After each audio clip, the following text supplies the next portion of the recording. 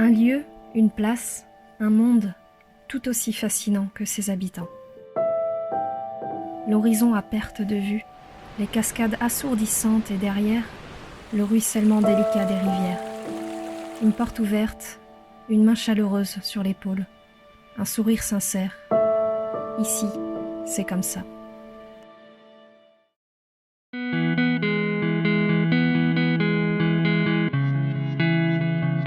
Bienvenue à La Brigue. Cette commune nichée au creux des montagnes alpines est située à 812 mètres d'altitude et compte environ 700 habitants. Ce sera mon lieu de ressources pour une semaine au milieu de la nature et des animaux sauvages.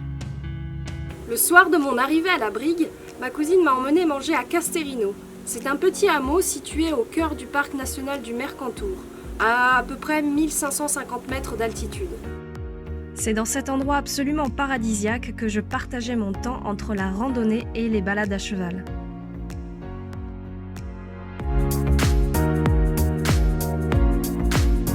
Vu que je ne monte plus à cheval depuis plus de 2 ans, ce fut un immense plaisir de renouer avec cette passion qui m'a tenue pendant une bonne quinzaine d'années.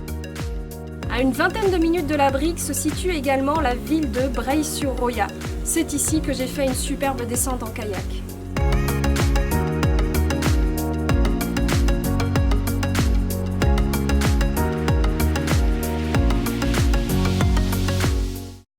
J'ai également eu l'occasion de faire la Via Ferrata de Tende en solo.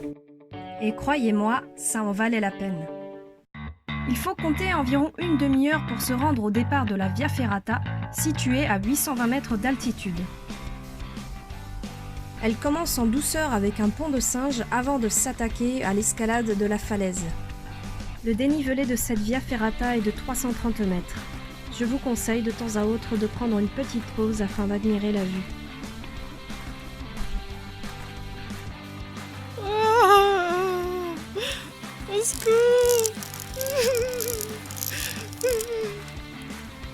Non, je rigole.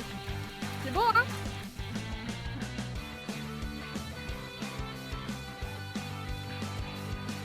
Cette Via Ferrata m'aura rappelé que j'ai peur du vide et il m'aura bien fallu 5 minutes pour être mentalement prête à me lancer sur cette tyrolienne de 120 mètres. Là, c'est le moment où je suis super contente d'avoir réussi à me lancer dans le vide. Et là, c'est le moment où je suis super coincée au milieu de la tyrolienne. Après une dizaine de minutes d'effort à me tracter avec les bras, me voilà enfin à l'arrivée.